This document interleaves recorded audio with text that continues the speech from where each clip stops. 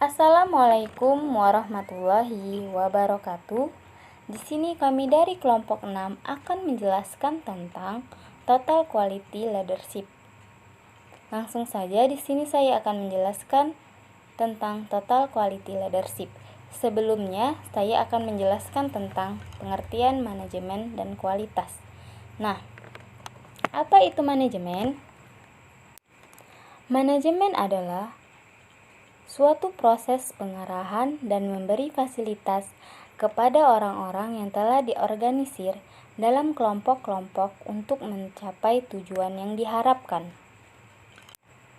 Kualitas adalah suatu sifat atau ciri, derajat, jenis, pangkat, standar, ataupun penilaian yang membedakan suatu hal dari hal lainnya. Kualitas yang didasarkan pada produk jasa memiliki beberapa kualifikasi. Pertama, sesuai dengan spesifikasi. Yang kedua, sesuai dengan maksud dan kegunaannya. Yang ketiga, tidak salah atau cacat. Sementara, kualitas yang didasarkan pada customer mempunyai kualifikasi. 1. Memuaskan pelanggan. Yang kedua, melebihi harapan pelanggan. Dan yang ketiga, mencerahkan pelanggan. Baiklah, selanjutnya akan dijelaskan oleh teman saya.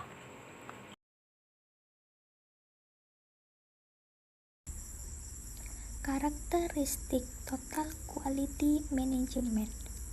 Yang pertama, pengertian Total Quality Management adalah sebagai suatu pendekatan dalam menjalankan usaha yang mencoba untuk memaksimumkan daya saing organisasi melalui perbaikan terus-menerus atas produk, jasa, manusia, proses, dan lingkungan organisasi. Yang kedua, prinsip dan unsur pokok dalam Total Quality Management.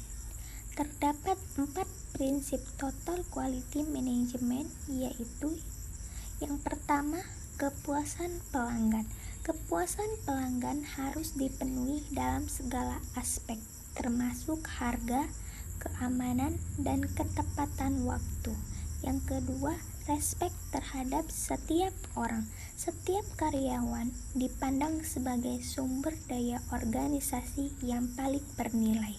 Karena itu, setiap karyawan dalam organisasi diperlakukan secara baik dan diberi kesempatan untuk mengembangkan diri, berpartisipasi dalam tim pengambilan keputusan. Ketiga, manajemen berdasarkan fakta. Artinya, bahwa setiap keputusan organisasi harus didasarkan pada data, bukan pada perasaan. Yang keempat, perbaikan berkesinambungan. Konsep yang berlaku di sini terdiri dari langkah-langkah perencanaan, pelaksanaan rencana, pemeriksaan hasil pelaksanaan rencana, dan tindakan korektif atas hasil yang didapat. Total Quality Management memiliki beberapa unsur. Yang pertama, fokus pada pelanggan, baik pelanggan internal maupun eksternal. Kedua, memiliki obsesi yang tinggi terhadap kualitas. Yang ketiga, menggunakan pendekatan ilmiah dalam pengambilan keputusan dan pemecahan masalah. Yang keempat, memiliki komitmen jangka panjang. Yang kelima, membutuhkan kerja sama tim. Yang keenam, memperbaiki proses secara berkesinambungan.